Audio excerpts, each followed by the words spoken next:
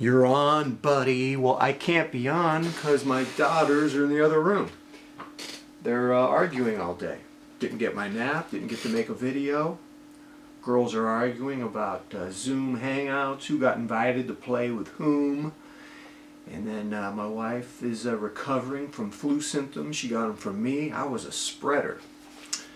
So I got time to think, man. Got the Captain Willard on. Everything's good, right? Everything's good. How's the watch madness going? I want to talk about watch madness today. 10 things I learned about watch madness.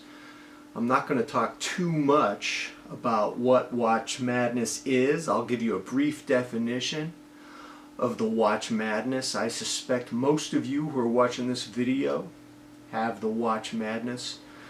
I got a lot of madness during the holidays because everything gets thrown out of schedule. Last night, my daughters and I were watching A Christmas Story made in 1983. It's about this little kid named Ralphie who lives in Indiana, and his dad's crazy. His dad would probably be a watch dude.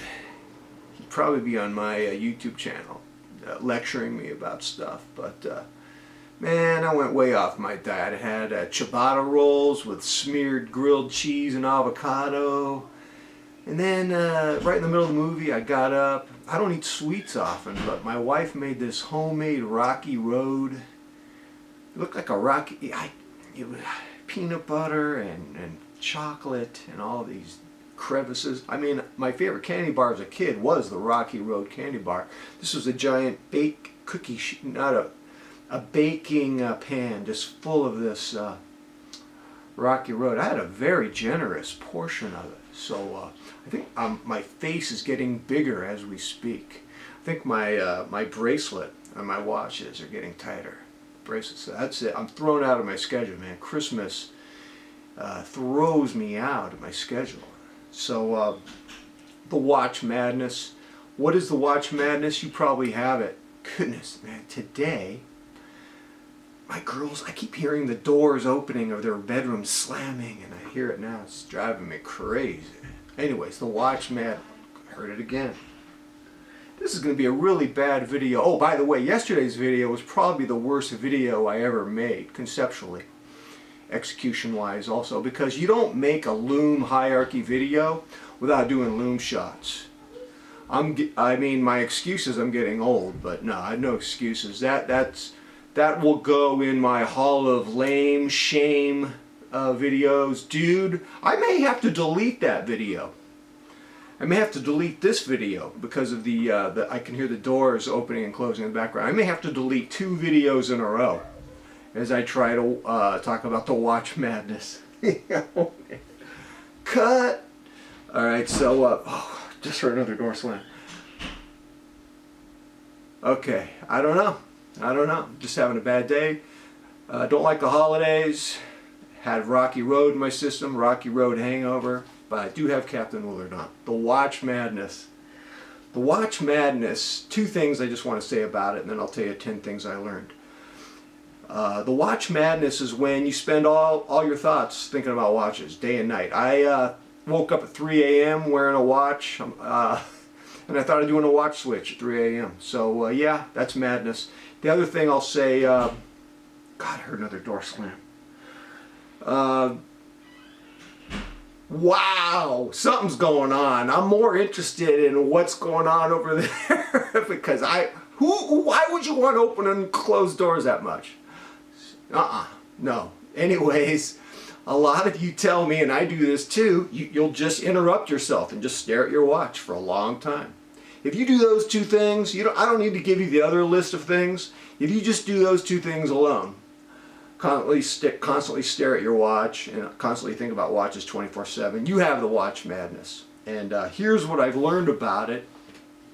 And number 1, there's no cure for it. You can manage it to some degree. You can hang out with your family like I did last night and eat Rocky Road. Yeah, I have to confess, as I was eating that Rocky Road, was not thinking about the Captain Willard. Yeah, get fat while you don't think about watches. Wow, the doors are still opening and closing, guys. I'm a failure. I failed. Alright, And so, number one, you know, you can manage it, hang out with your family, but you're not going to get rid of it, man. The watch madness stays. Number two, 99% of all your watch thoughts are unnecessary.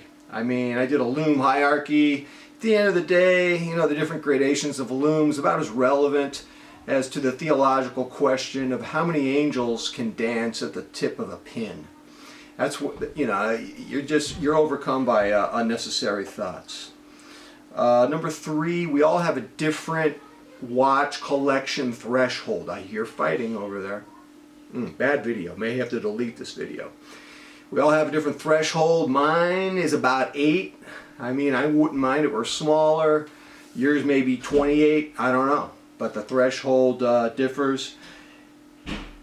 Man, I've heard those doors open and close and slam about 20 times since I started this video. I may not finish the video. I may explode.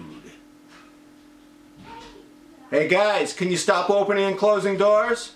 I'm doing something very important here. I'm not chopped liver. So, yeah. So what I find is the smaller your collection, typically the better. There are exceptions, but most of you, like me, we tend to be happier with a smaller collection. I love this one. All of us, we have a one watch fantasy. Of course we do. Because that would, for us, that would be paradise. That would be relief, respite from the agony. Could you imagine if we all just had one watch? You know, you get up in the morning, you don't have to choose what watch you're going to wear. This is me. I am Captain America. and you're done, man. You got your Captain America shield and you go out and you save America. You save the world. Yeah, just one watch. The other thing I've learned about the watch madness is if you don't have a one watch fantasy, you tend to have a 3 watch fantasy. You break it up into 3 categories, and that gives you a lot of relief, and it's a great fantasy. Good luck with it. Some of you do it. I think Bruce Williams might have done it. He may have achieved it. He may have. Now, number 7, I've learned from a lot of you guys that when you have these big collections with lots of cheap, inexpensive watches that are the result of compulsive purchases, and I've been there. You know, honestly, at that point, the collection becomes a mirror reflection of your low self-esteem. Why do you have low self-esteem at that point? Because you know and I know that our self-esteem is predicated on self-control. And if your watch box full of cheap, compulsive buys is just evidence of your lack of self-control, you're going to be overcome with self-loathing. Just something I learned about the Watch Madness enterprise. And if you're not part of it, turn around, walk away. Don't look back now, yeah?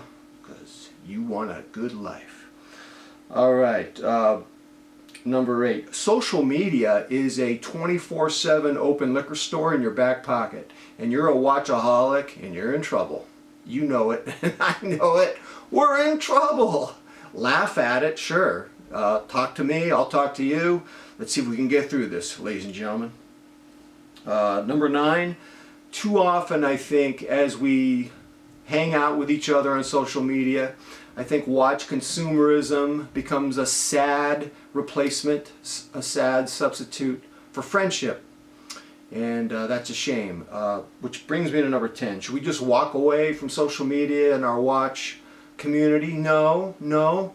I find my rapport, my commiseration with the watch community to be rather positive for the most part, with highly detailed information, but I like to balance it with being able to laugh at ourselves and being able to check ourselves, man. Check ourselves at the gate. Hey, man, what are you up to? Natalie, are you and Julia chillaxis? Yeah, we're fine. Because I heard a lot of door slam in this video. I may have to delete it. I may have to put it in the can. Yeah.